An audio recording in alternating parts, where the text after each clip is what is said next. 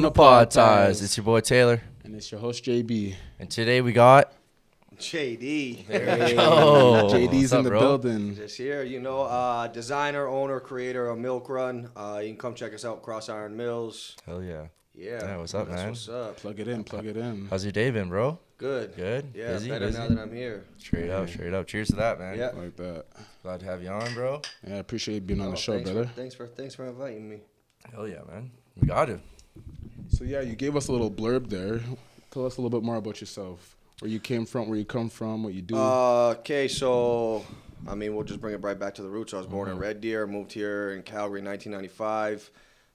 2014, I moved to Toronto, pursue music. 2015, moved back. 2016, moved to Vancouver to pursue music. Yeah. And then came back here in late 2019 to open up Milk Run. And I've been designing for and creating and running it ever since. That's what's up. What would say is like the transition from like music to designing fashion? Has that always been like two passions of yours, or? No, it's weird. So back, like way back, I actually was working retail for a shop. It was a smaller local shop, and then it grew and grew. And got a couple opportunities in there within that to do some product selection and stuff like that. So I got to drive a little bit of what we were carrying. And that was really my only endeavor in fashion throughout my 32 years of existence. Yeah. Oh, so damn. it was kind of a weird, funny thing. When I started Milk Run, I actually designed all the graphics on Microsoft Paint. Oh, no way. Like I didn't even use Photoshop, so like every graphic had a little like white square that I would send to like a local print shop here to print, and they would have to literally put it in their photo or their document or their program, whatever, and eliminate all the white or invert the colors, or I would tell them like little arrows and be like, yo, this line's supposed to be gray, this one's supposed to be white. Yeah. So it was like such a tedious task to even to do that. But yeah, that's how I got into it. Okay. Yeah. Do you find that transition from music to doing what you're doing now easy, hard? Was there any hardships with it? Yeah, it's a completely different creative standpoint. Yeah. Complete 180 from where you're at to what that is. So in the business world side of it, what do you think is the same and what do you think is different from it? Like what differentiates the two? Shit. Yeah, that's a lot. Where to begin? Begin with music. I feel like I feel like rap is more or less. I feel like there's a couple of homies that'll agree with me too. More or less, like it was the facade of like we're gonna strike lucky. We might strike oil. You know what I mean? And so. Does that mean there was a plan, or that means you guys are just trying to do what you're doing and then hope that you fucking... I always have a plan. Whenever I step, I always want to have a plan. When you get to know me, you'll know like I got more steps planned in a day than you can even take in the day itself. But that's like I over plan so that I'm never unprepared in a way. You know what I mean? No, for sure. The plan was always to make it for music. It just never really... Things didn't click. It never really lined up. Like the stars didn't align the right way. And it's cool. Like it was the greatest experience I ever went through. For sure, yeah. But it's just time to adapt and kind of move on to like something else, right? Like the same way. Like it's not going nowhere. Yeah. I mean, how many songs I dropped? How many songs? And I wasn't the Justin Bieber. Like that's the cold hard fact. You know what I mean? Like I wasn't it. No. So that's just it was that like that day. I remember like that day where I was like, oh, you know what? I'm never dropping music again. I'm not doing this. I'm not showing up to a show. I still get bookings to this day. Yeah. Like last night, I just tried to get a booking last night, and somebody tried to book me, and I was like, no, I'm off. But that's the thing about these things, right? Like the dream doesn't mean it's over. Right? Yeah.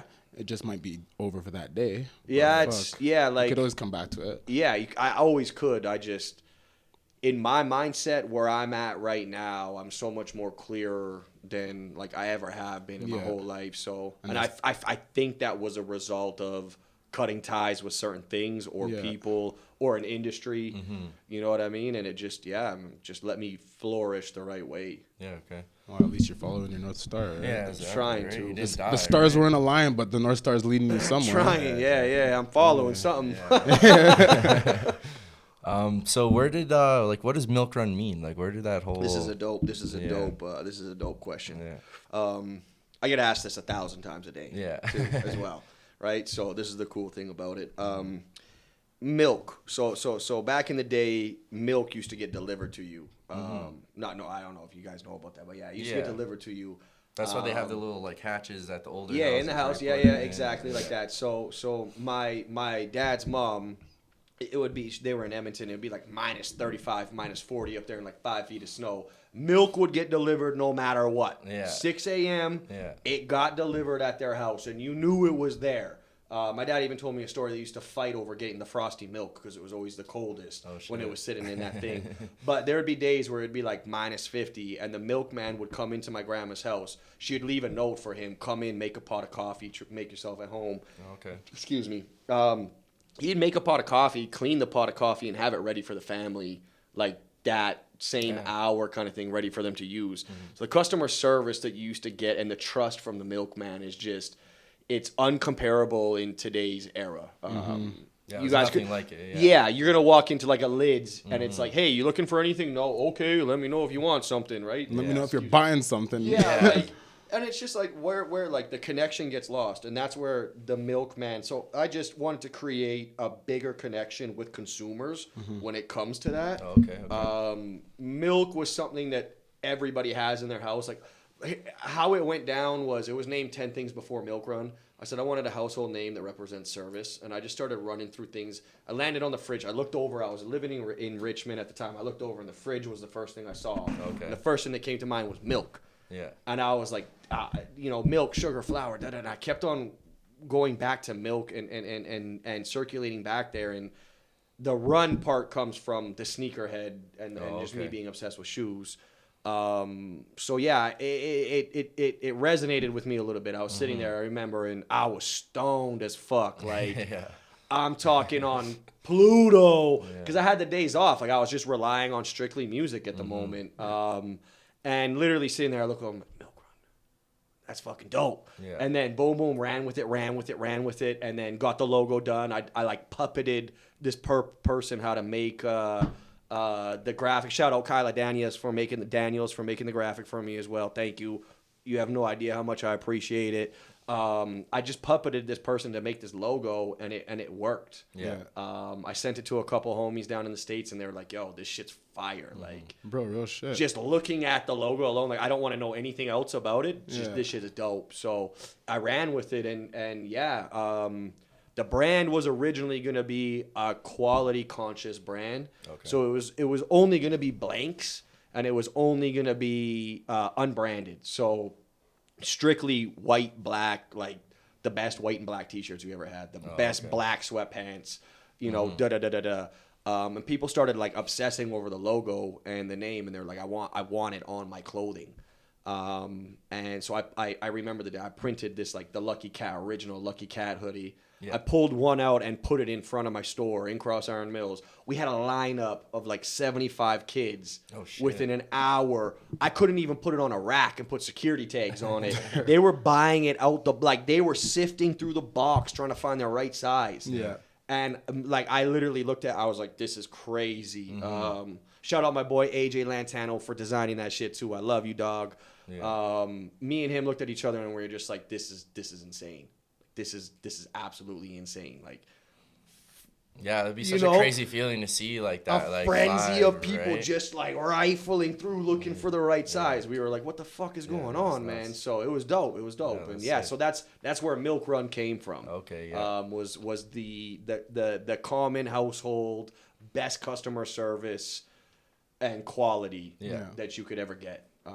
That's where the name came from. So did you like start out with a storefront, or did you like right away just always had a storefront? Just went straight, okay. Straight into So many kids ask me every day, do you go website or storefront? I'm like, storefront. Like, because that's what I was kind of gonna ask you. Because like I was wondering, like, did you start out like selling other stuff? Were you a sneakerhead and reselling sneakers? That kind of got you into wanting to do clothing? So the store itself, when we were originally going to open it, like I said, it was going to be original blanks, and that's all we had. We had a store full of blank clothing, and I carried Puma. I had some cool Puma collabs at the time. Okay. And I carried Lifted Anchors. Okay. Yeah, another dope brand, super dope brand out of LA. They're on the come up. Check them out as well. They're super dope.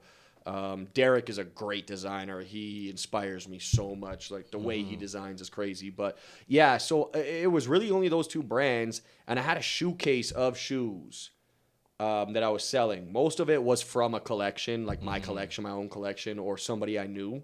And it wasn't necessarily like anything that we wanted to pursue in reselling. I personally think it's the lamest game you can take, but the reselling thing, we had some shoes and they sold out, and it brought people in, and they bought the shoe and then bought $1,000 worth of product, and we've had those returning clients ever since. Yeah. So it all kind of just like like shoes. Like the shoe thing wasn't what we wanted to do. It was more we were at a beginning stage and we need to make like that dude come in and then have the conversation with them, and then exactly, and then you build off it, right? So yeah, no. Sounds like you're trying to build a culture within Milk Run, right? Yeah, exactly. Because even like I was just scrolling on Instagram one day, and then I see like the tea come up with the milk bottle and the milk run come up, and then I'm like, hey, this is sick. So I bought that, and then you had the pants with the milk run on the back. Yeah. And then I didn't even know you had a location here, so I went to go pick it up from your Cross Iron. I was like, holy shit! I didn't even realize that you guys were. Yeah. This is like Calgary, Alberta. Like, you guys are from here, right? Yeah. So. Yeah, it was just like crazy to see that. I was just like, yeah, damn. That's what I mean, right? Like, there's so much talent here in Calgary that's like underground that a lot of people don't even know. And like that's another reason why we started this shit, for like shed some light for the people that don't fucking know that shit. Yeah, exactly, right? Yeah, get it out there, get their names out there, get their faces out there, get their brands out there. Yeah. Yo, what'd you say just before this, though? I wanted to say something to you. We were talking right before. It probably slipped your mind already. Definitely slipped my mind. What was it about? Referring to... we were talking about the shoes. Return to the store. Yeah, we were talking about... the community within the culture. Yes. Check this out. You can eliminate some of those Ks, because that ain't cool. As long as you didn't stop on 3. Check this out. Got your ass canceled, bro. There's no cancel culture in here, yo. We're good. So I hit up the city of Calgary, because for Fire Hall number 1, you know where that is, right across. Yeah. So I wanted to create an entrepreneur hub, like what you guys are doing, just on a different like scale. I guess you could say. Which is really dope. Why you guys are. This is why I got so attracted to what you guys are doing. Because I was like, this is exactly what the city needs, something that people can build off of, not try to like build off of the following. It's something that you can build with, right? Sorry. So I hit up the city for Fire Hall number 1. Unfortunately, they don't own it. But what I wanted to do was like a coffee cafe, then like a deli, then Milk Run, and then an art space, and it just be like an ever revolving door of people coming in and out, and just let entrepreneurs like shine. Have that 16-year-old make the menu, and it's 4 sandwiches and 3 drinks or whatever, or 2 sides, and then have that 13-year-old that loves to paint have their art in that space. Bro, that's the whole idea, right? Like for me and even Taylor, like we've talked about this so many times. Like at the end of the day, we're trying to find a place that, you can be selling things in there. At the end of the day, everybody has to make money. Yeah. But if there's such a culture in there where, okay, now I'm coming into there to buy a piece of clothing, but I can actually just kick it or network or meet other different people. Yeah. In a way, it's kind of like a barbershop. You know what I mean? Like you're getting your haircut and you're sitting there, you're chatting there for fucking an hour when your haircut only took 20 minutes, Yeah. And you're just chopping it up with different people you never met before. Yeah. And that's what we're trying to create with this. Yeah. No, it's dope. That's why I love it. I appreciate everything that you just said there is like, that's exactly what that is, right? So yeah, that's like, I wanted that. Yeah, they hit me back. They're like, hey, but I don't want to hear wanted. I'm waiting for you to drop that still. mean, bro? Well, we'll get there. Like we'll for sure get there, and that might be like the Calgary might be the hub that we focus on, rather than taking it to like an LA or a New York or a Miami, which we're trying to open a second store in Miami next year actually too. So, but rather than focusing on that being the hub, we want to focus on Calgary being like our hometown, our flag. Let's put people on. Let's get it an opportunity. And we collab with so many.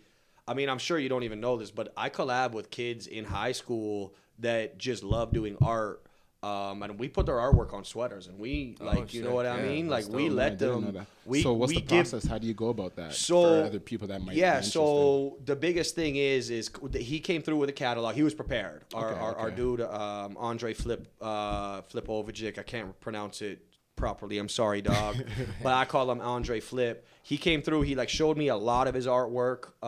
We picked something that we could print on a T-shirt together. He sent me his artwork, and then I did my own graphics and on top of it to make it our brand. Okay. And we sold it. He actually sold all 22 hoodies to all of his friends. Oh, dope. Yeah. So and I gave him a X discount, and then he sold it to them at X so that he could make a little bit of bread. And did that, and just like we were able to stimulate each other. Through the collaboration when it comes to business.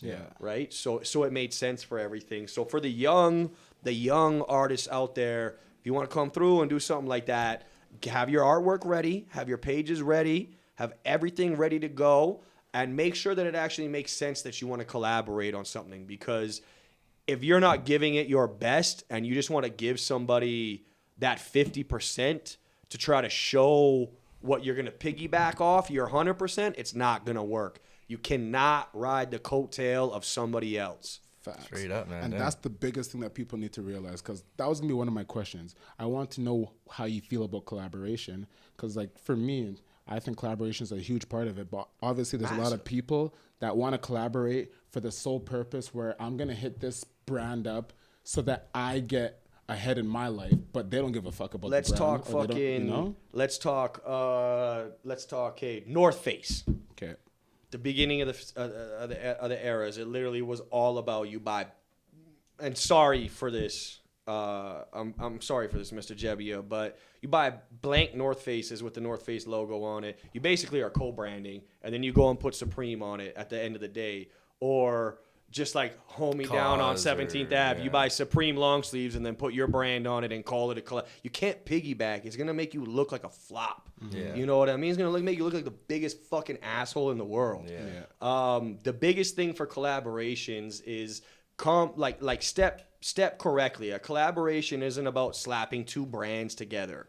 Unless your brands are like Shell and Esso, and you create this crazy fucking gasoline there, or your tank never goes empty. Like, that makes sense, but it needs to make sense. You got to be able to use each other. Kanye West says this in his little book. If a relationship isn't usable, then it's useless. Yeah, like you guys got to be able to use me, and I got to be able to use you. Otherwise, the relationship is useless, right? But to abuse, misuse, or overuse somebody is where you're treating them wrong. And that's where people need to know the difference. Exactly, right? Because that word almost gets misused, like when you're using somebody, right? Like you need to know the levels to the shit, right? Yeah, exactly. Yeah. If you hang out with a homie and all you guys do is get drunk and do drugs every fucking Friday and Saturday, it's a useless relationship. What are you gonna use each other for? Nothing until you guys run out of what you are using. You know? So it's a useless relationship. So that's where I'm like, it's gotta make sense for everybody, right? For sure. And sometimes you're not like, when it comes to collaborations, there's collaborations that I do where I haven't gotten paid, and things have gone on a huge scale where I probably don't even have to clock into work anymore. I didn't get paid for that shit. I can show you receipts of that for real too, on brands where Baby, Dirk, fucking Trey Songz, they all rep this brand. Like, I'm talking on a massive level. They asked for photos of my shit. They took my shit, made their collection of it, and now all those motherfuckers are eating bread right now. Like, they got fresh loaves day by day coming in from the baker man. You know what I mean? Yeah. And that's like, so that's why, and that's like, it just, so that shit, it hurts me when it happens like that. But sometimes you're not going to get paid, but come correct. Okay, I'm not going to get paid, but you can't use this after then. Yeah. Once it's done, it's done. Oh, yeah. And if I come by it, I get it at, 50% off or whatever that magical number is that makes you smile. Yeah. And, and that's it's, you got to use the bigger your brain. Picture sometimes. You got to look at the bigger picture. Not the okay, short you want term, $1,000? Cool, I'll pay you $1,000 for that graphic, but what if I stand to make $55,000 off that graphic? Exactly. You're going to ask for a fucking lot more. Yeah. You don't know the business. Yeah. Learn the business before you try to get into the business. Yeah, because you will get fucking ate up and you will get spit out. Like I lived in I shouldn't say lived. I lasted in Toronto for 8 months. Like that's so you'll get fucking eat up and spit out in a heartbeat, man. For real. And like touching back on that, it's just like I don't want people to think, if you're a smaller brand or you're just starting out, that it's impossible to, reach out to other people that are already successful and doing better. Hell no. But if you don't have the same thing that they can offer you, at the end of the day, you figure out what the hell you can offer them. Otherwise, you just ask them for a collaboration just because you have a business. Yeah. That doesn't mean that your business is any relevant to them, right? Yeah, so come to them correct. Yeah. Right? So I'm this level right now. I'm here right now. Mm-hmm. It's a small brand. You guys might not know them, but I hit up Black Cat Fireworks for a collab. Okay. So they do firecrackers, all that fun shit, right? Things to blow your hands up with and get in trouble from mom. But I hit them up and I was like, look, all I really want is, this is how I approach them. And this is how I'd want somebody to probably approach a collaboration as well. I made the artwork and I sent it to them. And I was like, look, I made this. I own it. Mm-hmm. If you guys like it, you can use it. I would love to also print it in my store to make it a collaboration together. That's how I came. Even at a brand level that I'm at right now, 2.5 years old, I gave them the graphic to try to make the collaboration work because I'm nobody to them, right? So that's where it's got to make yourself valuable. Right? Exactly. People are just so full of themselves, right? They think there's somebody, or they think that somebody owes them something. Yeah, it's like nobody. I've lost staff over that, over that exact statement. Nobody owes you anything, right? Exactly, you gotta prove yourself to everybody. You get the same 24 hours. You get the same 24 hours. I get the same 24 hours. What you do within them defines you as the person that you're gonna sit down at the table. That's who you are at the end of the day. Give yourself value, right? Exactly. Yeah, exactly. Yeah. So it's you might be worth $1 million a year, but you got to prove that. Like you got to make yourself worth $1 million a year. In your mind, you might be worth $10 gazillion a year. Like you probably are. But where does that come from? Where's the paperwork? Right? Like where does the workflow equate that money? Calgary is still like, it's considered a bigger city in Calgary, but Calgary is different. Like you have more than enough opportunity to hit a demographic here. And 100%. Like the weird thing about Calgary is if you hit like 15,000 like organically, you can't don't boost all of the stores that boost your fucking accounts out there. Stop doing that shit. Unless you want 20,000 followers on your Instagram account and that's all, that's cool. But me, I want bees in the bank, man. Yeah. No fucking I don't. I could have 100 followers on my Instagram page, pull $500,000 a year like what I'm doing right now, and still be happy. You know what I mean? I don't give a fuck about social media. Mm-hmm. I care about the bankroll. But so where was I going with that? I was kind of lost. The small town, if you're from a small town. Yeah. So the demographic, if you hit 15 in Calgary, like organically, you're gonna fucking hit. You're 100% gonna hit. Mm-hmm. Calgary's so small, it's so dense that it's spread out, but the actual community is so dense that if you're good, you're fucking good. So then why do you think that there's a lot of people that are actually good or talented stop pursuing it? It goes back to this whole thing. A lot of the city internally will stop you. They will stop you. Like we've hit bridges before where we're like, you know what, just Super Saiyan Goku, like or Goku, whatever the dude's name is. I don't watch that shit, but like just you got to break those ceilings, man. Like you can't if you get stopped, if you get stopped by that, wait till you hit the big league. You're gonna get stopped by the dude that takes your tickets and you're holding an all-access pass. Like, that's how vulnerable you're going to be. So you have to keep pushing. Thick skin. Yeah, you have fucking really thick skin. I think also, too, like, I feel like there's so much attention outside the city that no one's really looking within. Like, you know, like, it's so much easier to fuck with somebody that outside. You don't know outside, right? Because that's the next part of that convo was... if they know you, they don't fuck with you. They don't, right? It's just something weird about it. My best friends don't come to my shop. All you motherfuckers, they don't come to my shop. They don't support. They support me, but they don't spend their money in my shop. They go buy. They want the free shit. But then that's not support. Because think about it, and I think a lot of people need to think about this. Yeah. It's like if you have a homie or a family member, someone that you're close to, how do you support them if you actually love them? You support them not by asking them for free shit, because you should know, hey, I'm trying to run a fucking business. Yeah. So the best way that I can support you, my best friend, is by supporting what your business is. If you are selling clothes, then I'm going to support you by buying your clothes. I'm not going to support you by asking you for your clothes and then, you know, saying I'm going to rock it for free. Because that's not actually supporting, you know what I mean? At the end of the day, you're taking out of your own friend's pocket. And then you put your friend in that position where it's like, okay, fuck, that's my homie. Fuck yeah, I'm gonna give it to him. But like, you know, it's not a fucking it's not give and take. Yeah, there's like, I call it the friends and family, right? Like your friends and family, when they come into your shop, and not just once in a while. I mean, when they come in on payday and come in on fresh drops and spend, you know, $150 or whatever. Like, yeah, you get 30% off every single time. And when I got my extra shit, my promo shit in the back, you're the first person who's going to get a promo piece, right? Because you support me. I have friends that expect free shit. Yeah. I have friends that brought a friend in that I've never met, and they're like, "Oh, so what discount you giving me?" And I'm like, "What the and then they put you on the spot in front of don't bro me if you don't know me. I'm like, "What you mean? A discount? Like, this is the first day I fucking met you, and then now since I don't give you a discount, you won't stop in my store? But you boast all this money and you're a baller, like." Well, you know, show up with your fucking fake ass cubic zirconia shits. Like, get the fuck out. Like, anyways, but yeah, it racks my mind up when people just think that, you know, I would never call my friend and say, "Yo, can you redo the plumbing in my house?" Yeah. And he does it, and he's like, "Okay, cool." I'm like, "Okay, cool. Thanks, dog." Yeah. No. Yeah. No.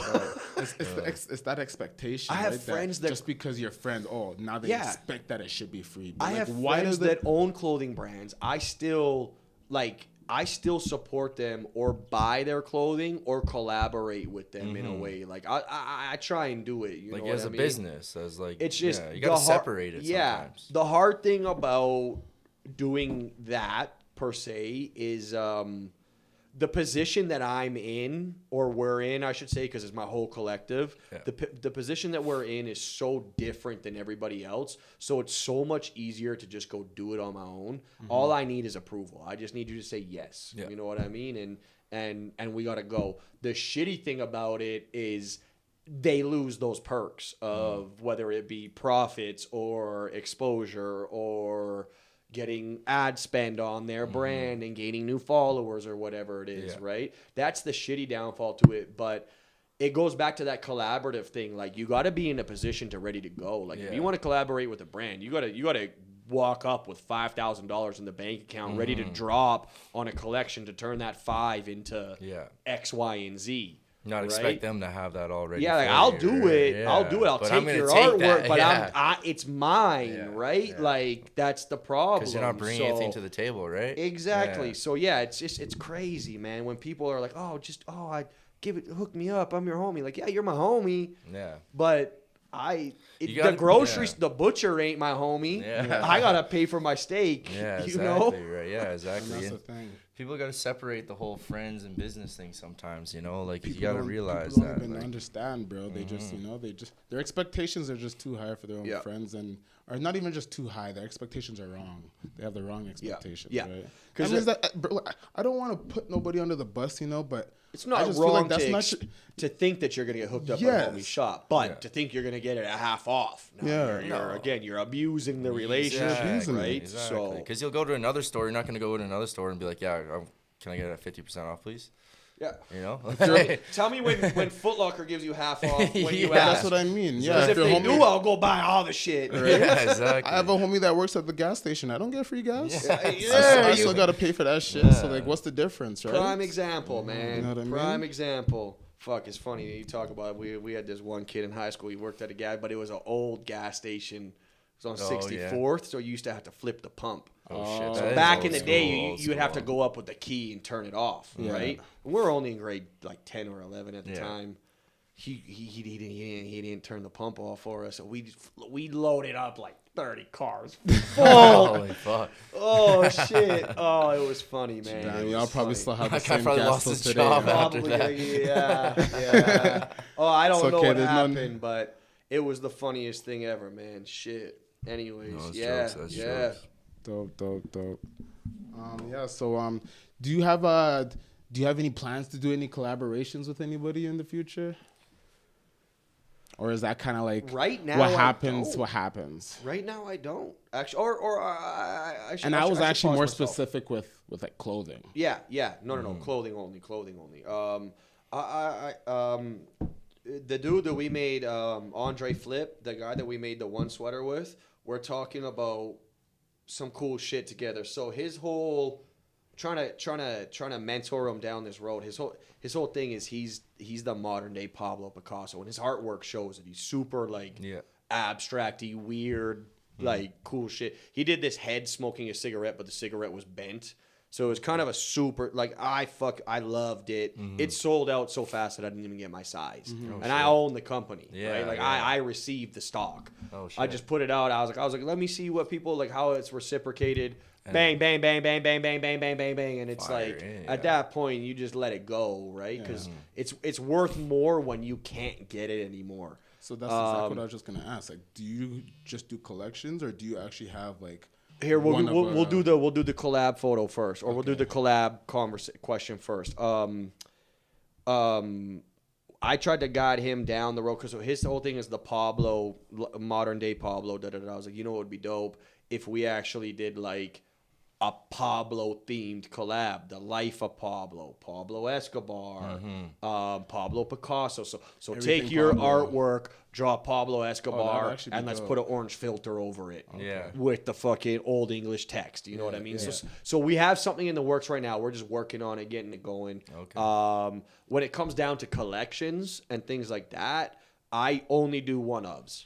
Okay. I'll do new versions of things when they hit hard. This is a second version of my spring flower hoodie. Okay. The first one was just a bottle, and it was very 2D. It was just a bottle with flowers coming out, and that's it. So our collections are very, very limited, super exclusive. It's like come in on drop day.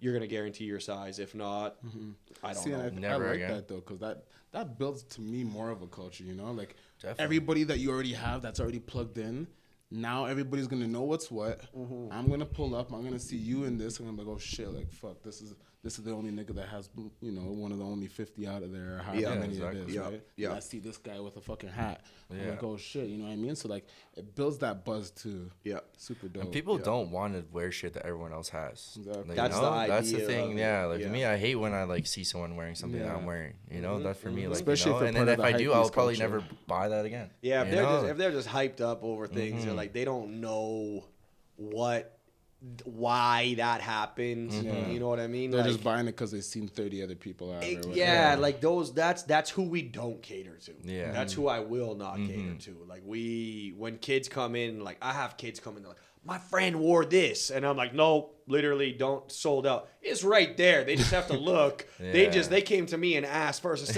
Instead of them actually using their brain, they're trying to use their phone, right? And be like, where's this? Okay, bye. Yeah. And like turn around and I'm like, dude, you like my staff laughs at me because they're like, that's $100 sale. And I'm like, yeah, but do we want that guy wearing our shit? No, because he's gonna wear it 10 days in a row, not wash it, put it in the back of his closet. It's never gonna see the light of day again. I don't want that. That's like, I don't want a closet brand. No, you know? Exactly. I want a lifestyle. Actually say that before. That's actually really smart. Yeah, I just came up with that.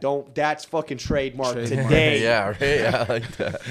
But yeah, all you motherfuckers out there, that's mine. That's my shit. Yeah, it's like a piece. It's not like actually just another shirt. It's like a piece work. Yeah, right? Yeah, exactly. Yeah, and things like I've started getting into with designs instead of just like graphics. Like I still focus. Graphics are always going to be graphics. Oh hell yeah! I started focusing on. I have a plaid piece with raw denim. Oh so it's a raw denim collar, trim, and cuffs. Yeah. So when you wear raw denim over time without washing it, it ages, and you get that crazy fade effect that nobody can create like because vintage, your weight, the way you bend your body, what you held in your pocket, or whatever the fuck you did, it made that, right? Yeah.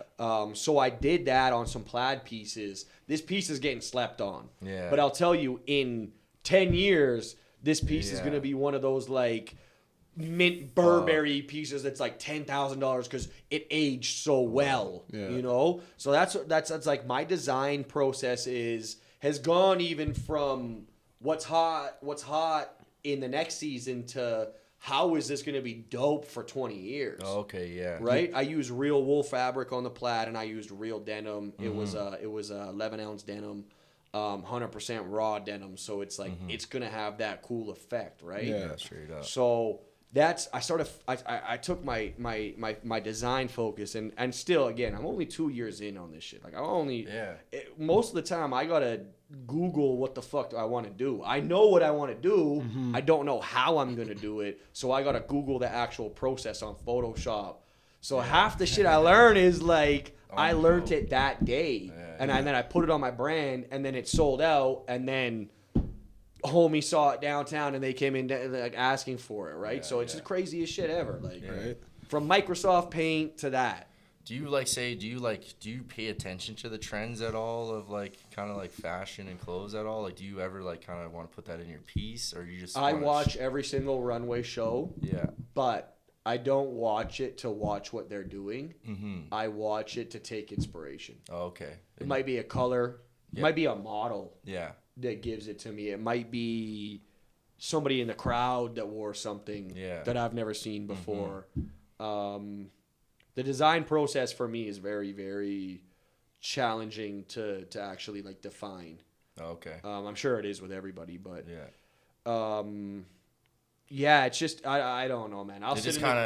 It hits. Yeah. When it comes, it comes. Right? Yeah. Like I'll fuck with something for 100 hours, and then all of a sudden, all I had to do was just change one panel color. Yeah. And it was like that's it. You know. Sometimes that's all it takes, right? But it's the journey, right? Yeah. It could be a single word in a song, and it just makes that much difference, right? Right. So, do you have any favorite pieces?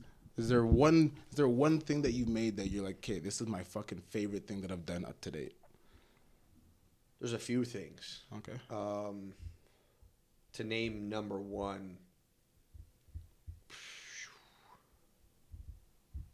I couldn't. It's too tough, huh? The brand itself is my favorite thing. Okay. The brand itself, like it being a brand and me being able to bring things into fruition and put it down there and people buy it, you know. Like we dropped X amount of units. I'm not going to talk units, but we dropped X units on 10 days ago, and we're sold out completely already. This was supposed to be the launch on Friday. Like it's gone. So we're now gonna pre-sell our new collection. Oh, okay. Because you saw the hoodie and the denims and everything, right? So now we're gonna pre-sell our new collection. It should whatever. But yeah, so it's the whole brand itself, man. I'm so humbled. Excuse me, so humbled. I used to be the cockiest kid you would ever meet, man. If we met each other, we probably would have never vibed because I'd just be the most arrogant asshole ever. I used to work at a cool shop. I used to rap. Used to be on stage all the time. I was opening for every fucking artist that came through Calgary. Yeah. So it itself, the brand itself, has actually changed me in a human entirely, and just like humbled me in a huge way where I look at things a little bit differently and stuff like that. That's my favorite part of. I honestly think that's the biggest thing about finding what you love to do, right? Because I feel like once you find what you actually love to do, bro, it humbles you in a different way. Well, because it gives you that insight, right, that you kind of want to share with other people, right? Like you kind of, Yeah. You want to share that with other people, I don't want to share with other people because if I catch you in my fucking lane, best believe I'm driving you off the road. Yeah. But it's humbled me in a different way where in-store service and designing and just bringing the best quality that I can to people. And, if something messed up, just bring it back. I'll give you a new one. Yeah. If this one messes up, or whatever it is, we'll deal with it then. You know what I mean? X, Y, and Z. It's very, very rare. Like, we're able to count on one hand the amount of items that got returned because of issues last year. No way. And this year we're at, like, I think didn't even get returned. Dude just wanted a different size. He's like, I bought the wrong size and it shrunk on me. And I'm like, yeah, it's cool. I'll give you the bigger size. Even though you washed the product, don't worry. Give it to me. I'll give you the new size. I got you. Like, it's again, comes down to that service thing. Like, I want my name to be household, not closeted, right? Yeah, so, exactly, and that's good, right? Because like you're dealing with the people specifically, right? You're the ones that conversating with them. You're the one that's connecting with them. Like, what do you call ear cleaners? Q-tips. Yeah, Q-tips. But that's the brand. Yeah. Like what do you call tissue? Yeah. Kleenex. But that's the brand. Yeah, that's so true. Window cleaner. Windex. Yeah. But that's the fucking brand. Like that's what I want. I want that. I want that exact. Yeah. What's a t-shirt? Well, that's Milk Run. Yeah. Like that's exactly. I know that's like we're talking eliminating every brand in the world, but that's how big I think, right? Exactly. When it comes to that. Clothes, you want to think Milk Run. Yeah. My old mentor in my old first shop, my old man, just shout out Jeff. He told me that he's like Q-tips aren't Q-tips, they're actually called cotton swabs, and I'm like, what the fuck? Really got me was Kleenex. Kleenex fucked me up. Yeah, really bad. I was like, Windex fucks me up because what do you call like? It's fucking glass cleaner. Glass cleaner. They're glass. Yeah. So, but what the fuck is glass cleaner? It's Windex. Yeah. Right? Yeah, exactly. And there's probably fucking 80 different brands out there. But, they've dominated it, right? Every single store out there has their generic brand of glass cleaner. Yeah. Hell yeah. But if you're going to the store, I guarantee, hey, do you have any Windex? Even if they don't sell Windex in there, they'll point to you right to the other glass cleaner. Yeah. And then they'll be like, oh, yeah, there's the Windex that doesn't even say Windex on it. Yeah. And they look at it and be like, huh? Yeah. Oh, glass cleaner? I don't know. No frills? Oh, shit. Yeah. We got to bleep that out. That's what the editor's for. They'll piss at that. Straight up. That's funny, man. So do you handle like all the day-to-day operations, or do you have a team? The only thing I don't do is send the money to the employees, because that's done out of our actual account, like the business account. Okay. I just don't do that. Yeah. Like I didn't go to school for that, so I'm not even capable of doing that. I'm sure it's super easy. You stay in your own lane, whatever you're comfortable with. Yeah, and I don't file taxes for the company because I have not a single clue what we're doing. I'd probably rig it where we'd get $1 billion return. Right? So, better just let the. So I do everything. I design the store, the clothing. I pick the fabric. Yeah. I tell the sizing. The weight of the fabric. There's a lot of things that I'm not going to say because then a lot of people are going to know. But don't drop the gems. Yeah. And I do it all, man. Yeah. Like there's a lot of kids think. I shouldn't say kids. People think that you can create a print. I can't even say anything, but create a print and put it on something, and people are going to buy it. Yeah. No. Not like in your perfect world that happens, but they want to feel it, they want to touch it, they want to try it on, they want to know who's behind it. Like why do you Why do you buy your favorite brands right now? Why is Warren Lotus one of the dopest things? Is because he's himself. Yeah. You can see it in his artwork. It's an entity, you know? right? Exactly, yeah, right? So people, like, if you're afraid of the camera, then your brand is going to be afraid of the spotlight. 100%. Yeah. You will never be able, or hire somebody and you're going to pay them millions of dollars. Oh, hell yeah. Or influencers and you're going to dish out hundreds of thousands of dollars a year. It's very rare where you can kind of... Like that one denim brand out of Vancouver in Gastown. I know you motherfuckers.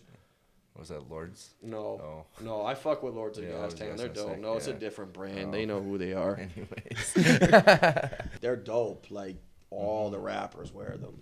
They're fucking dope. What do they do? They fucking... You can see how far we've been talking. You see how far I've been swiping. Yeah. We're talking to each other.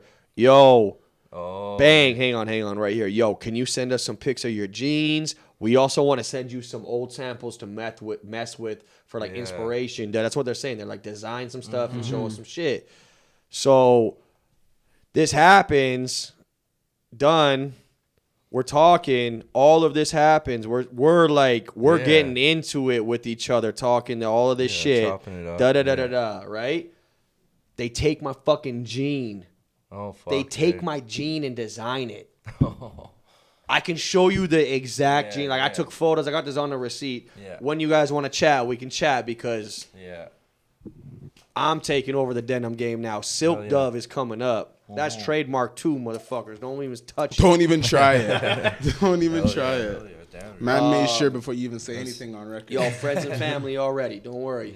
So that happened, and I was living in Vancouver, and like that probably was the start. Okay. Like the absolute pinpoint into the skin of designing. Oh, okay. I made like a fuck Donald Trump gene and and all of this shit. Like, I was wearing like all these custom. I'd buy like these $500 jeans and then paint them.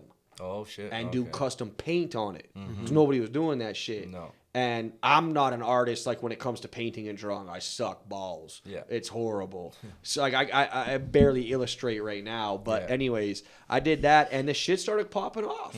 Like people around the world, people in Europe, people in Spain, Japan, they were like, yo, can you make me jeans if I send them to you? Yeah.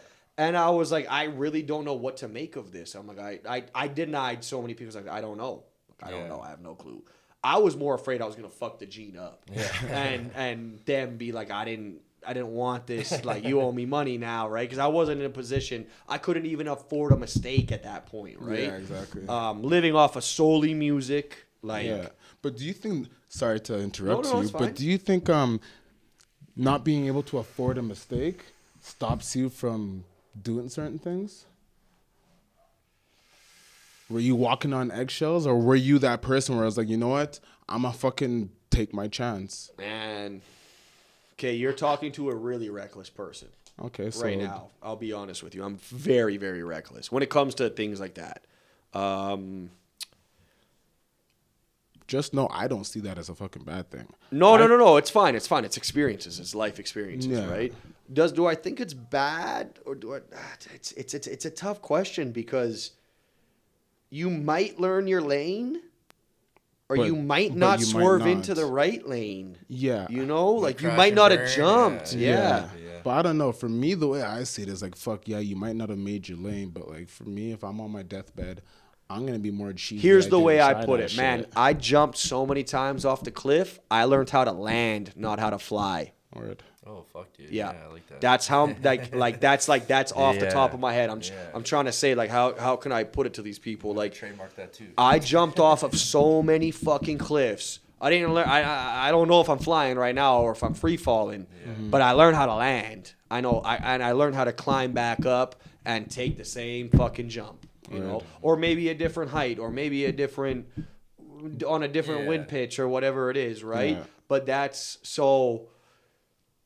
When you ask somebody in this like in my mindset, is it bad? I don't think it's bad, but I don't think it's good. I think you get left in a stagnant spot, and you kind of have to either go one way or the other because you're just going to end up with a dad cut wearing Monarchs if you stay in that fucking dormant spot, because you never know what could have been. Like, even if you fail, you're not going to die. Like, the leap of faith isn't the leap of faith. But that's what I mean, and I think that's why it's most important for, like, people to think like that, right? Because if you don't fucking make that leap, bro, you're going to be thinking about that shit the rest of your life. And, I wish I did that shit. And how many times have you heard that already? Yeah, like, we're all 90s kids. How many times have you heard that in the movie analogies and everything, right? Yeah, like, exactly. it's there. But it's there for a reason, right? Yeah, it is. I think so. I mean, I don't know.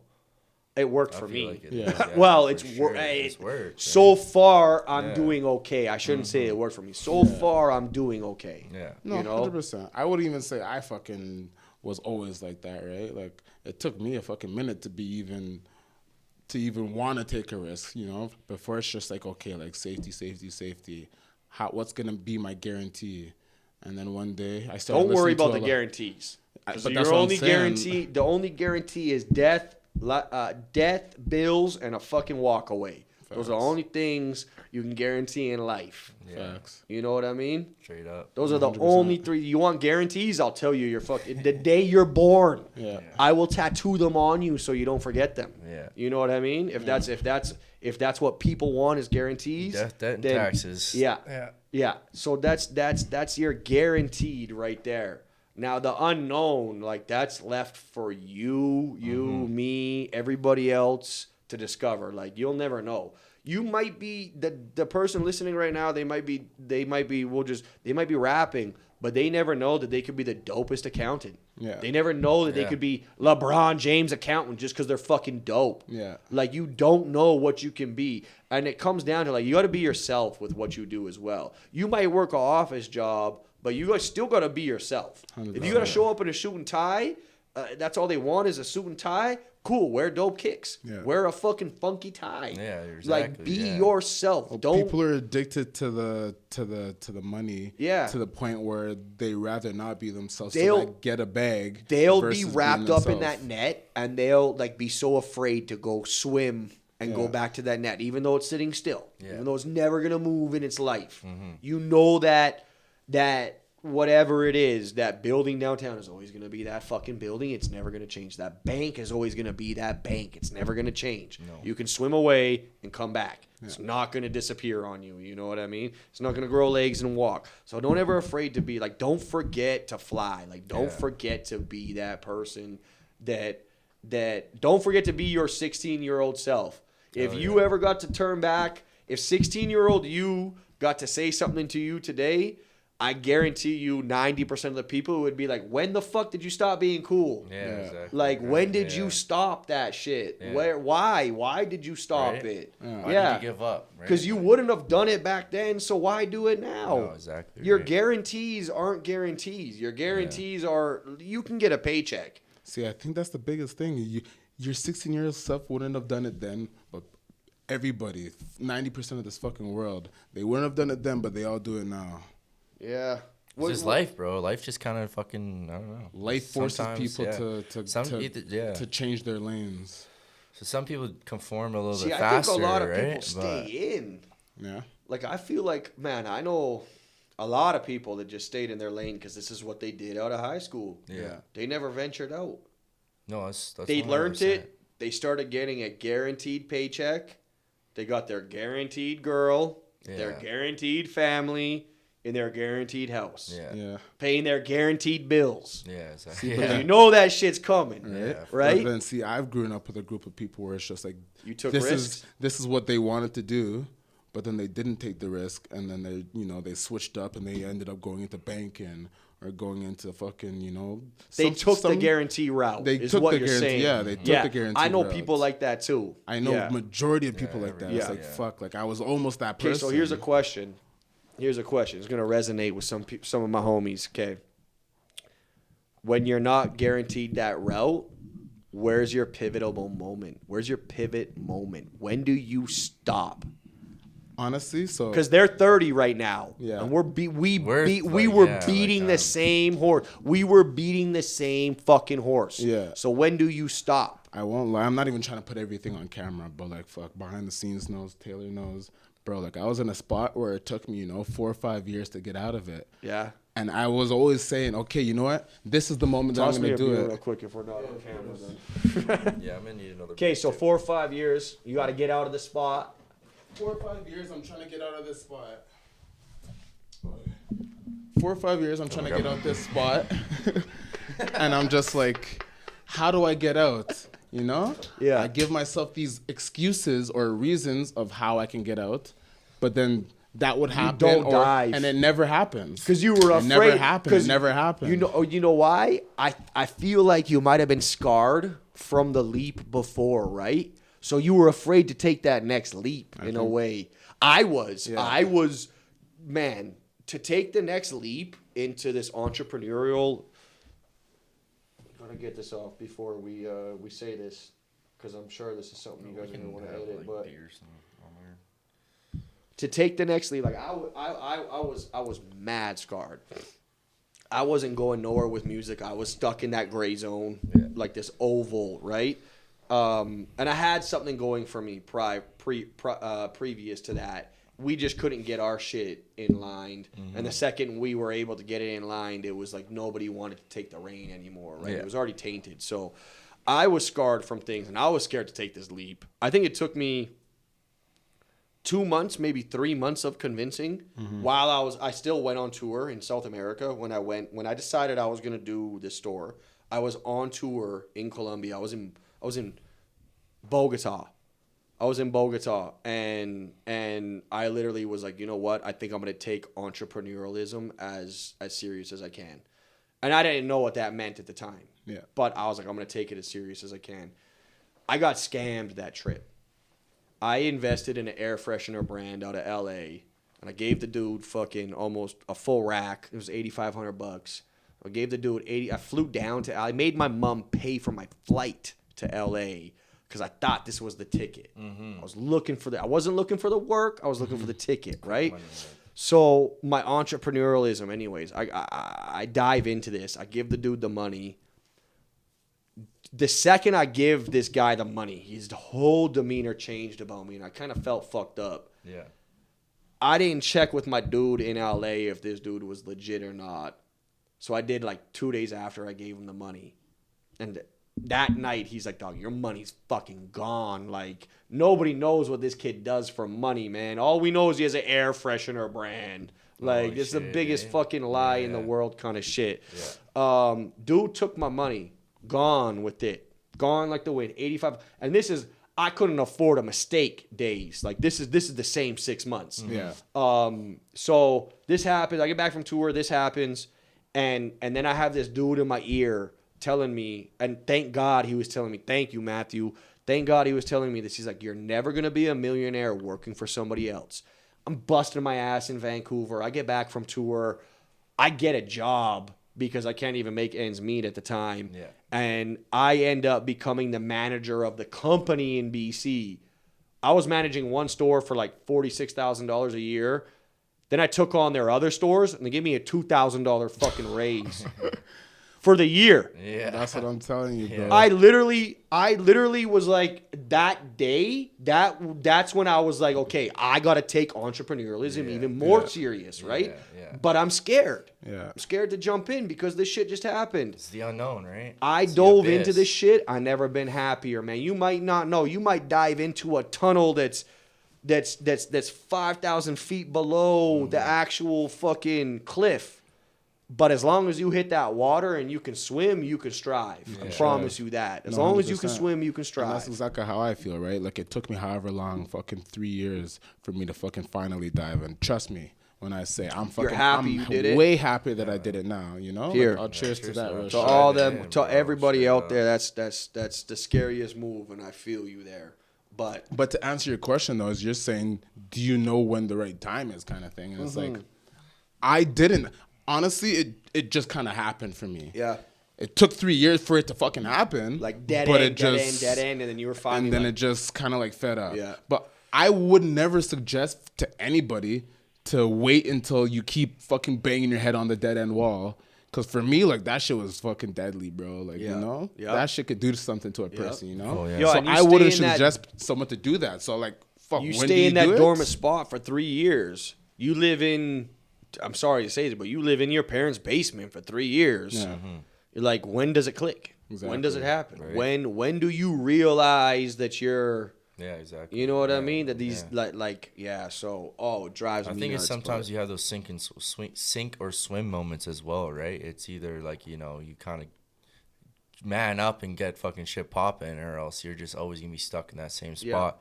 But I feel like sometimes you need to like use that, like because if you're in like a super bad spot, like you kind of need to use that like fuel to the fire, right? You need to be like, hey, are you happy with this? No. Like, what the fuck are you gonna do to get the fuck out of here, right? Like, because obviously you're doing something that's not working. Obviously your mind state, everything is not working. So what the fuck are you gonna do? And I think that's exactly what it was. Yeah. It's like I realized, okay, yeah, I'm gonna stay here and then wait till this fucking magical day appears. Yeah, well, when's that exactly? You're hoping on a fucking I'm hoping on nothing, dream. But I'm hoping on nothing. I'm hoping on something that was never gonna happen. Yeah. Because there is never a fucking good day. Yeah. There will never be that day. There won't be this fucking fairy tale moment. You have good days, but there's more bad days than good days. There's more bad days so than good. they swallow it, right? Yeah. I've been through it, man. I went through it. I lived off the whole fucking selling weed and only did that and da-da-da-da-da. Like, I'm pretty sure I went through just about fucking everything in my life right now. I mean, I think the only thing I haven't really done is flown a plane or a helicopter at this point. I'm not gonna lie. Those are the only two things I think I haven't done. Yachts done, fucking cruise ship, everything, man. I haven't been on a cruise actually. Now that I say that, Don't worry, we'll cut that part out too. nah, it's cool. It's cool. But yeah, like there's not one thing I haven't had happen to me. I don't think. You know what I mean? I've been in car wrecks that have fucking nearly ended people's lives. I've been in everything, man. Guns pulled, everything. Like, you go through that shit. And I don't know if that's what made me and molded me today. Yeah. I have no fucking Probably clue. did. But that I is what it is. I was, at that time, in those times, wasn't myself. Yeah. You know what I mean? I was trying to be something I wasn't. And same with, like, the rap game. It didn't work because we were trying to be something that we weren't. You know? So do you know what changed? Do you know the reasoning of, like, how did you see that? Oh shit, I don't even know, man. I mean, within the past, like even within this conversation, like you get like you realize things that humble yourself more, and you're like, yeah, shit, that really did happen. Yeah. You know what I mean? Or I really went through that. Yeah, I think it's just, honestly, I just think it's that moment just happens. Because for me, like, I was just doing the same shit, and then one day I'm just like, fuck, like, today's the day that everything that I was doing, I'm seeing it in a different way. Yeah.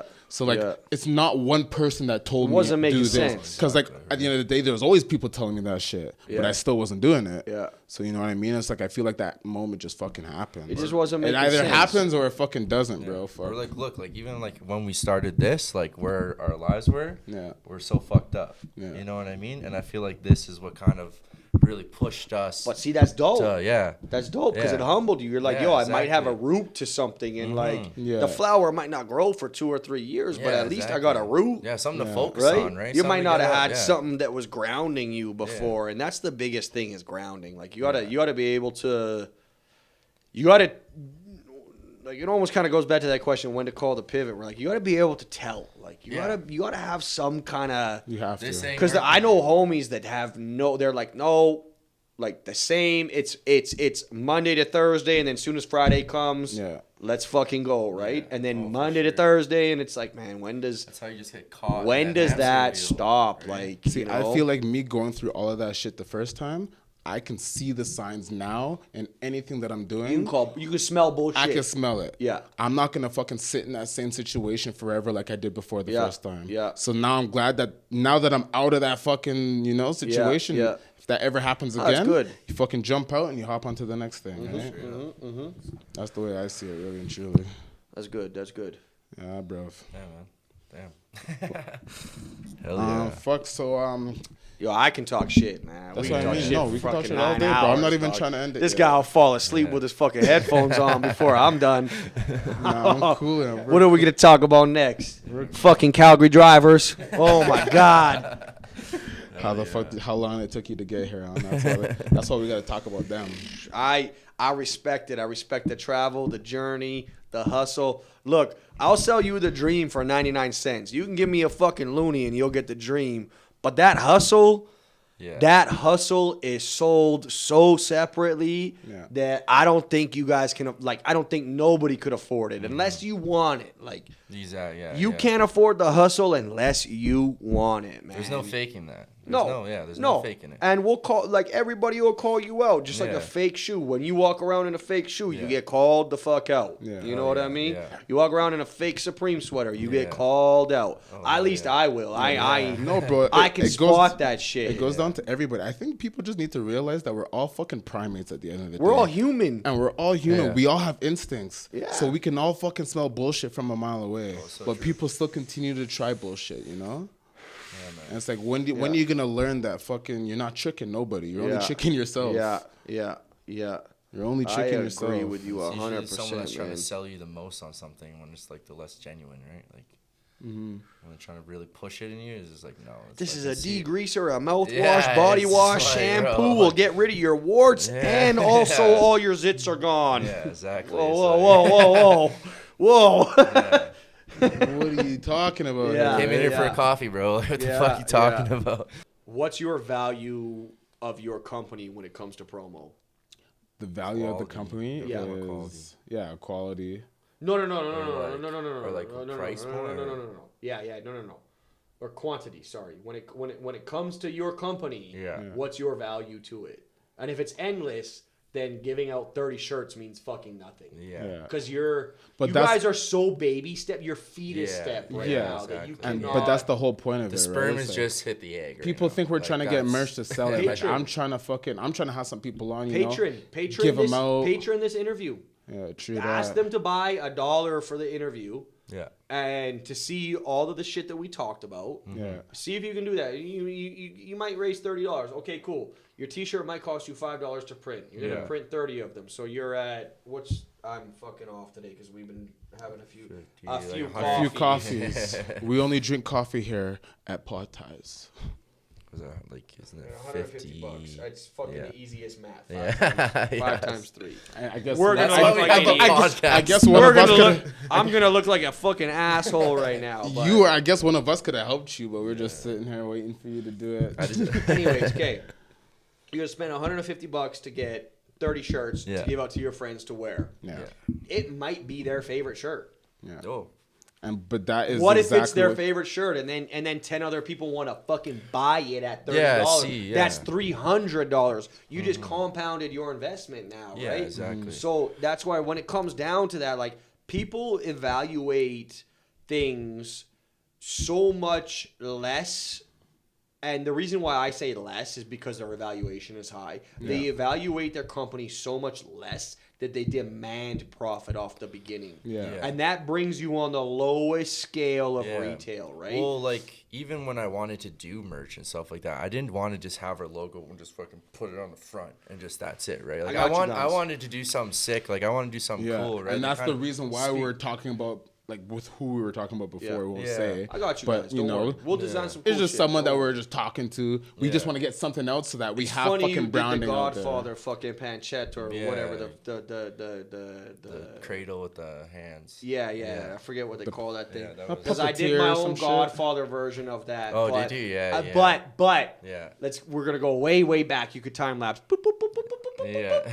Anyways, to the fucking conversation where we did the Microsoft Paint. I designed that specific logo for Milk Run on Microsoft Paint. Oh, shit. Yeah. Because I was holding a fucking milk can? I'm obsessed. I am obsessed with drug culture. I am obsessed with The Godfather, with Pablo Escobar, with Blow, with everything to do with the culture. It's so much that I actually took George Jung's Real Inmate number and put it on a T-shirt. Oh shit! In the Chanel font. Oh damn! So people walked up, they were like, "Yo, Chanel number." They were like, "Milk Run number 1 foot," and I'm like, "No." I'm like, "Have you ever seen the movie Blow?"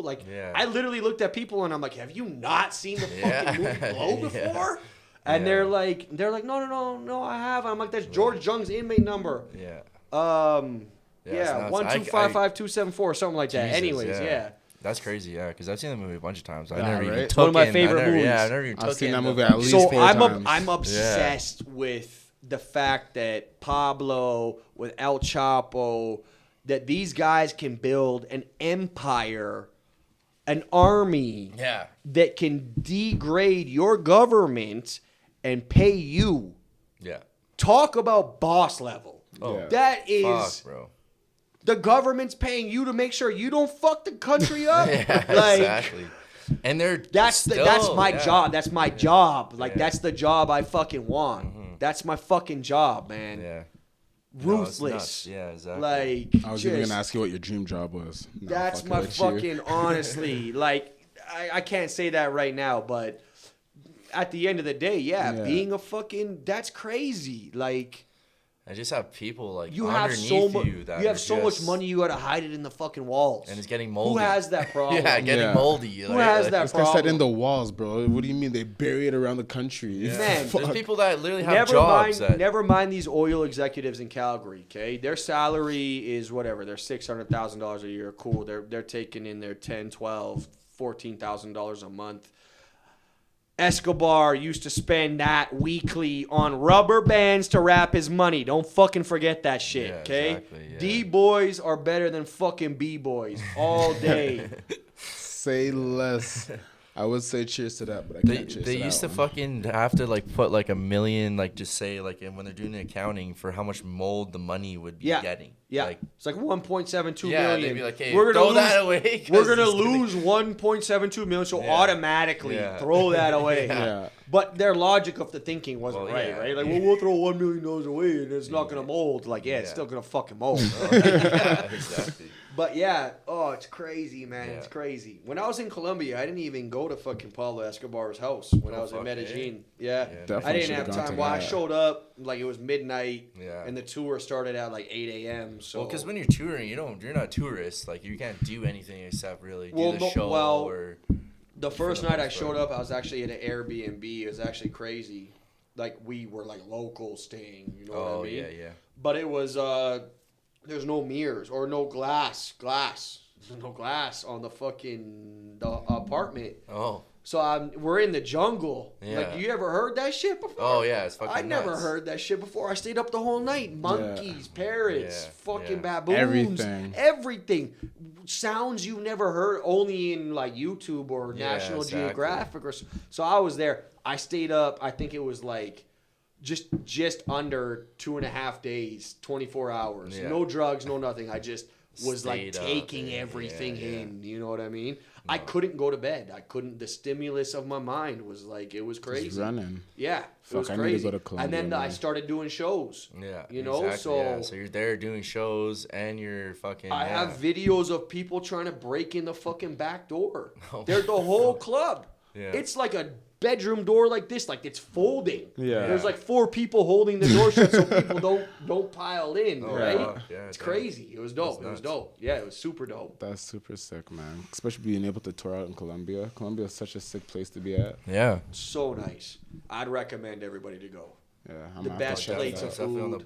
bucket list. for $600 sure. round trip from fucking Calgary to Medellin and like Yeah. Right. I know you can't go to Vancouver. I was for just that. gonna No.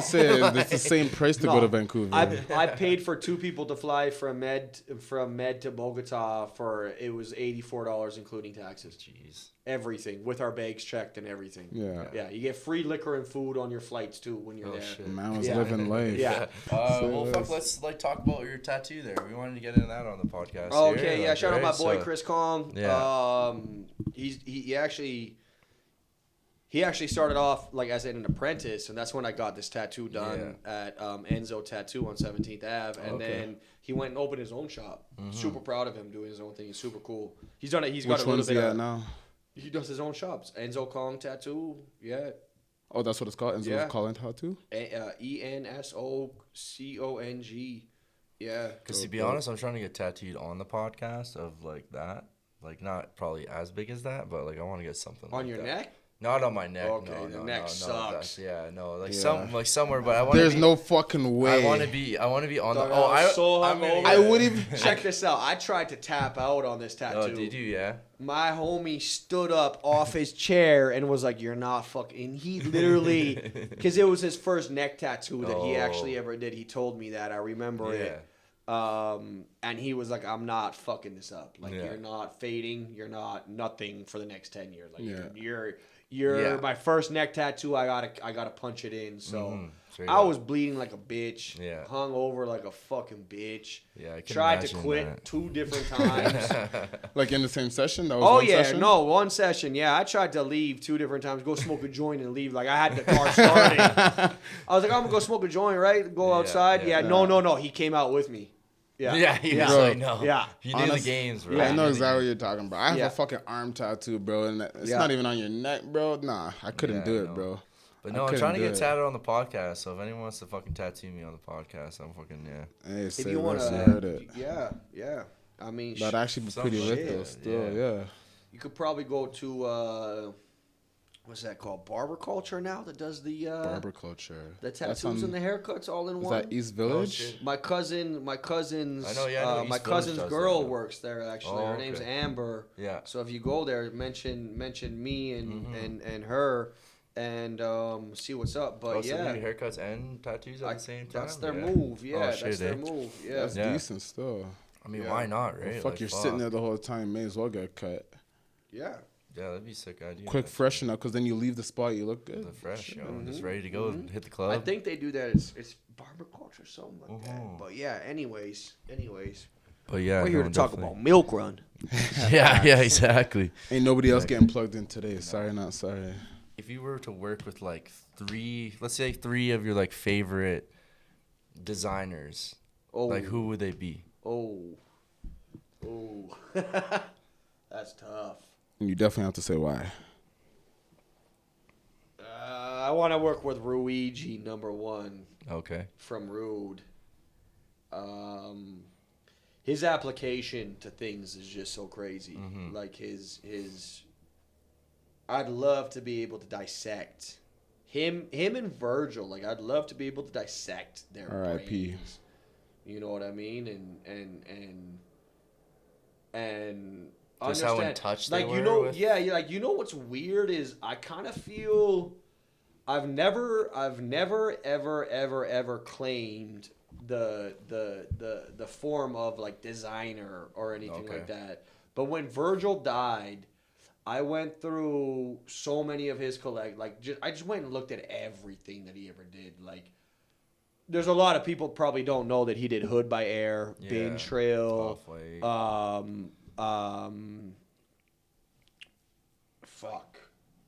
Pyrex Vision, things like that, right? Like there's certain things that a lot of people probably don't know that he did. Yeah. He actually bought Polo Ralph Lauren polos from thrift stores. Yeah. I would spray paint with the white fucking spray can, Pyrex 23, and the lines on it, right? Yeah. I don't know if a lot of people got the opportunity to read the MCA book, but the lines of the Off-White brand, the actual lines, they're a street sign that we see every day. And he shows you like 400 different photos of the same street sign in different positions in different areas of New York City. Oh shit. But that was his brand, was like it was a sign. So that's why we accepted it so much, right? Like we already know it. That's so that's where it came down to like it might have been premeditation. It might have been God's work for premeditation that I read this and knew all of this and then trickled down into Milk Run because everybody has milk in their house or whatever it is. Yeah. But I feel like I went through and looked at everything and I was like, man, I've never felt more connected to somebody that I have never met or seen in my life than this guy right now. Yeah, just kind of taking from your surroundings and just like applying it in such a way where you don't even like people can't even really comprehend that. You know what I mean? Like it's so different that they don't even know what it is. There's I always say I'm like, oh shit, like me, ASAP Rocky, me, Tyler the Creator, me and unfortunately, Tekashi 6ix9ine, like we all would have been best friends. Like if I met these dudes, we would have been best friends because we are able to feed and give energy to. Virgil is one of those guys that I think would have been like the fucking brother in my life. He would have called my mom. You know what I mean? Yeah. I don't know why I just get attracted to that, like this weird aura that we would have met and it just would have fucking like me and Twista. You know, I picked up Twista from the airport one day and the day I drove him back to the airport, he's like, stop, I gotta talk to you. We stopped at my mom's house, we grabbed some weed, we rolled it up, we smoked it before he hit the plane. Oh shit. He went to go on the plane. Twista was like, we were chilling by the truck. His homies went to come grab him. He was like, yo, leave me alone. I'm talking to Shorty right now. Yeah. That's what he called. He's like, I'm talking to Shorty right now. And we sat there for like 25. He almost missed his flight because we were talking for so long. Yeah. And like, I just was absorbing everything that he said. Even with Raekwon, like I absorbed everything this dude said to me. Yeah. My crew left and I walked out front and I got to actually talk to him for like 15 minutes when I was on tour with him, and it was like a whole different experience. You know what I mean? Oh, sure, just Blaze. I took just Blaze to fucking Subway. Yeah. I took him to Hi-Fi after to go. He DJ'd from like 2 a.m. till 8 a.m. that day with Valentino Khan. Yeah. And they did old school versus new school. But we got to actually fucking talk. Like I got to actually see what he was like. Just Blaze is a diva, but we actually got to talk. Like, you know, I got to see what those people are like. So how do you think that like helped form your life or had an impact on your life by being able to have these conversations with such influential people? Say that again? How do you think it impacted your life to be able to have conversations with big influenced people? People that can say something and other people are going to listen, you know what I mean? So I'm not saying famous, I'm not saying at rich. The end of the day, it comes right from the horse's mouth, right? Like, there's no filter. I got to talk to one of Chicago's greatest rappers, and like Kanye West still fucking quotes this guy, mentions this guy every interview. I got to actually pick him up. I took him to my mom's house to smoke weed. You know what I mean? So, excuse me. That coffee, man, it really gets you sometimes. So how did it impact me? Well, dog, it's still impacting me today. Yeah. Like I think this is probably the 5th time that I've actually got to tell somebody about this whole thing and then like everything like it's still like to this day I still look back and I'm like, yeah. Do you think there's one thing from any of those people that you spoke with? Is there one thing that like stuck to you that you'll never forget? Yeah, Twist. Yeah, Twist. It was like, yo, he looked at me, he grabbed my chin even, and he made me look at him in the eyes. He's like, you fucking got it, shorty. Don't stop. He's like, don't stop this shit. He's like, stop fucking with these bitches. I was fighting at the time with this chick in the club. Wasn't fighting, just we were, you know, drunk. Typical shit. Wants to be the number one. So I'm like, yo, you don't understand who I have. You know what I mean? And I'm chauffeuring the guy around. So, anyways, yeah, it was that moment where I was like, oh, like. It might not have been him. It might have just been the moment in life where I was like, I think I need to stop like worrying about outside life and just focus on me. Shit. And that could be that part where I started closing off. Like the last post I have on my own personal account is just about a year ago today. On my own personal account. Yeah. You know what I mean? Oh shit. That's massive. Like I've lost 1,000 followers because I don't have but I don't give a fuck. Yeah. I don't care. You know what? I don't know you. You're not doing nothing for me. Yeah. I don't give a fuck who you are. I don't want to see what you eat. Don't make me shit. It's the bottom line, right? Yeah. So yeah, like it's still impactful to me today, man. Like to this day, I still think back to those moments where I'm like, I got to have these conversations with people, and they said this. Yeah. Like they said, you are a certain way. Yeah. And that made me think something, right? Like, it's just, I think that's so huge, right? Like, it doesn't matter if you're fucking famous or big or anything. Like, even just hearing it from your fucking mother, your friend, a random person on the street. Look up to, right? Somebody that can see what the fuck you're doing. And all it takes is them, all it takes is them for them to, you know, just because you might got the dream, but that hustle sold separately. Exactly. So if you got the hustle, people like we recognize, like real recognize real. Yeah. I know y'all got the hustle, right? Yeah. So I fuck with you guys. I love you guys. Right? But awesome. I feel like a lot of people have the hustle, but then I don't know. There's something that's holding them back from fucking getting to that next level They or don't taking got that the next hustle. step. They pretend like they got the hustle. Yeah. They Word. fake it like they have got the the dream. hustle. They got sold the dream. They got sold the dream. Now they're trying to sell the 99-cent dream that you can go pick up on the corner for $1 million. Yeah, that's the true. dream ain't worth shit no more. Everybody has a dream. Everybody wants to be the Everyone's DJ, trying to the do actor, something. the rapper, Yeah. the The designer, podcaster, the podcast, the fucking YouTuber, the makeup artist. So where's your hustle? And I feel like I've said this the last 3 podcasts in a row now. Yeah. But really and truly, like, I believe it more every time I hear it. But, like, hard work outweighs fucking talent. You know what I mean? Like, you can have as much talent as you want, but, like, if you don't fucking work hard at it, then that talent is going to diminish. You will be number 1 at the beginning. Always. But you will fall off real quick. Yep. You'll fall off real quick, right? Yep. That's that why same person that doesn't fucking have that talent, but That's why he'll outwork you. Ruigi from Ruigi V is fucking amazing, man. This kid, this guy doesn't stop. Like, I haven't seen. Pretty sure somebody manages his own account because I haven't seen anything like from him in years, which is cool because I still believe it. You know, I still am like, this guy's it.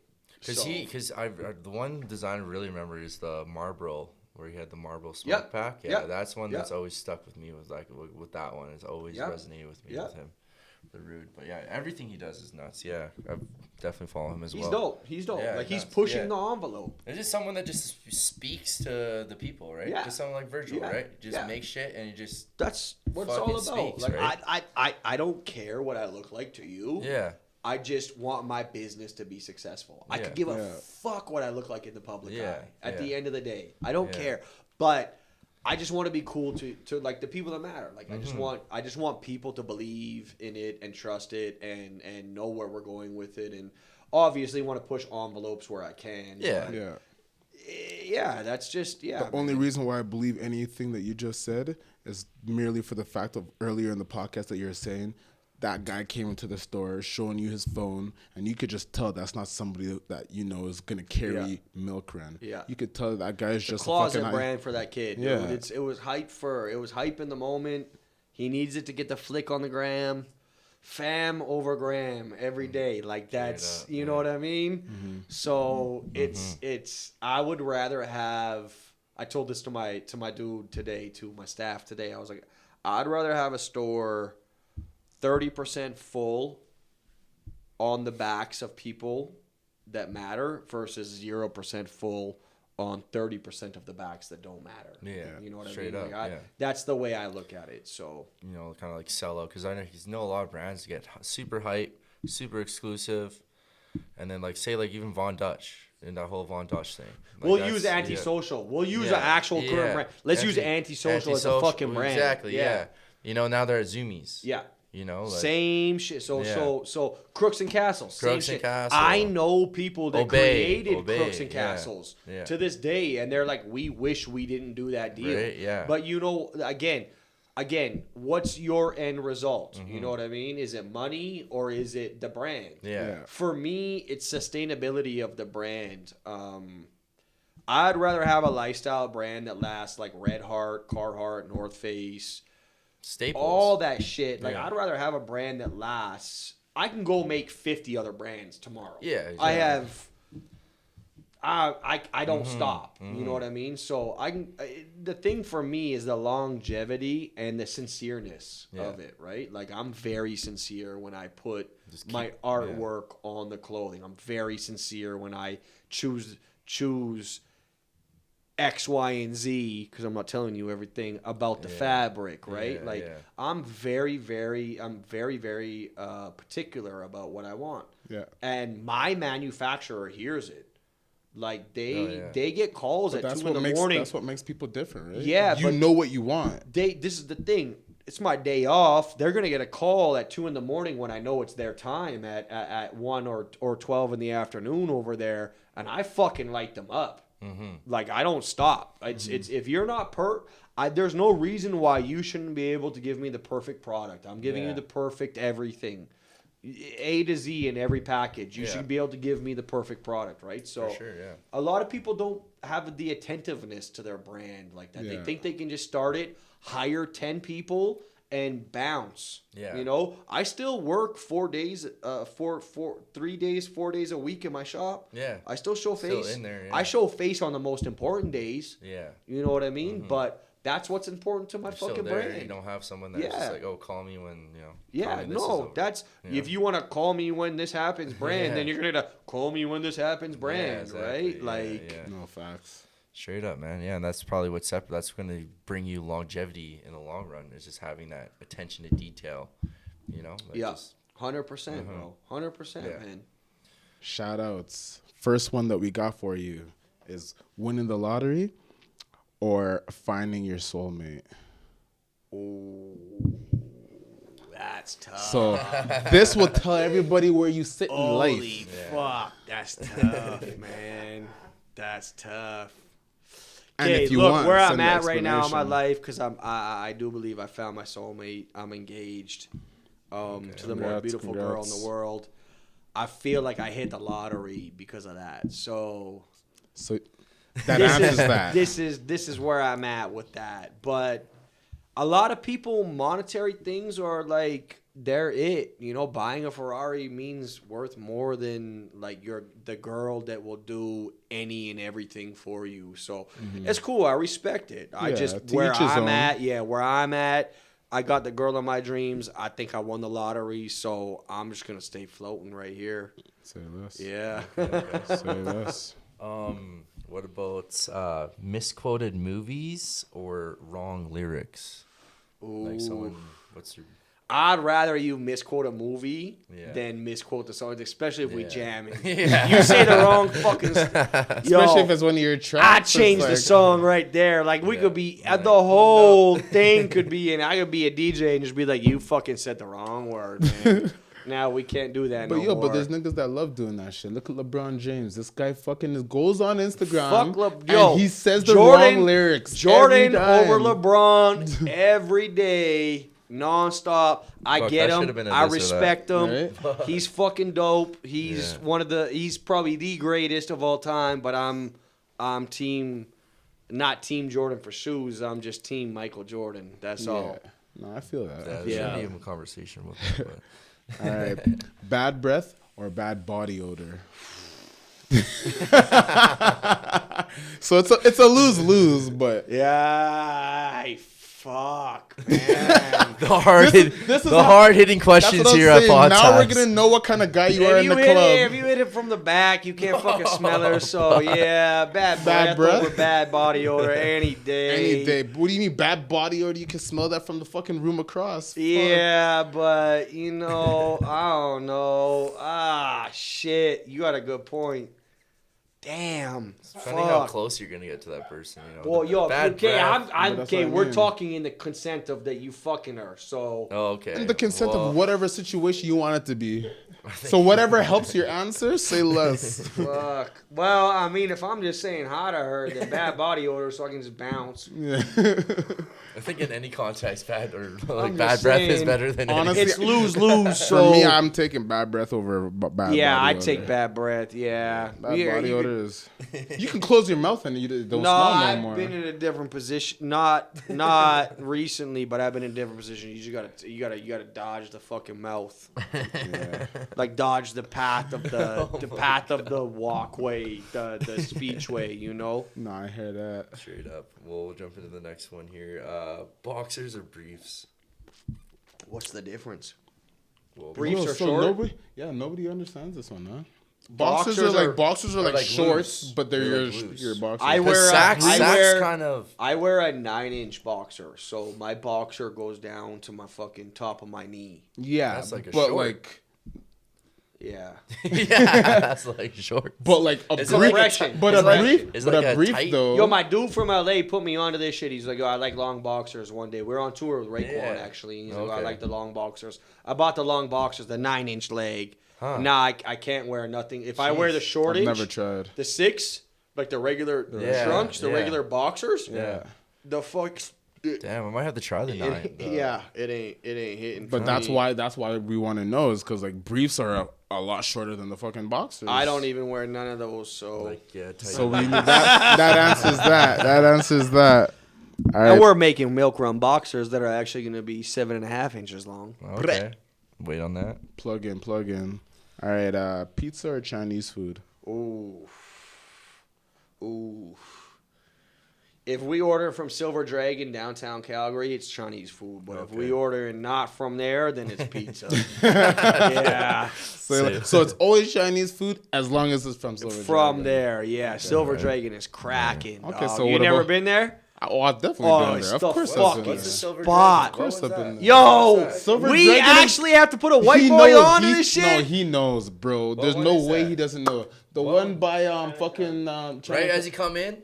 No, that's you and me. That's you and me. That's only good at like 3 a.m. when you're Yeah. drunk, and Yeah. you gotta be ready to I don't fight. know if I've been. I don't know if I've been to the Silver Dragon. Yeah, and the one they have to walk It's upstairs, by the right? bow, That's the right yeah. one? It's by the Yeah, bow or yeah, whatever, some shit. You walk up. I'm sleeping on that one. I don't, yeah. yo, Don't it's worry. fucking crack. Their ginger beef Oh shit. is, you know, ginger beef was invented in Calgary, right? Yeah.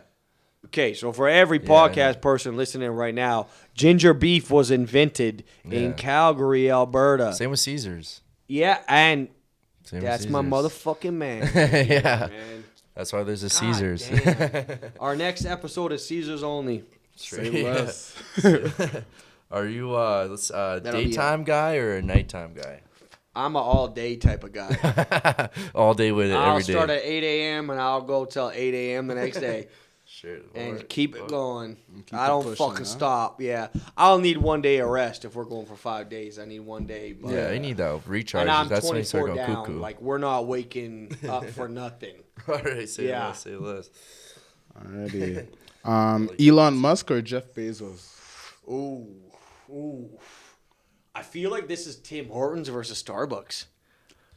The This two is guys a fucking debate. I don't know about that. This is a are both building debate. spaceships. They're both No.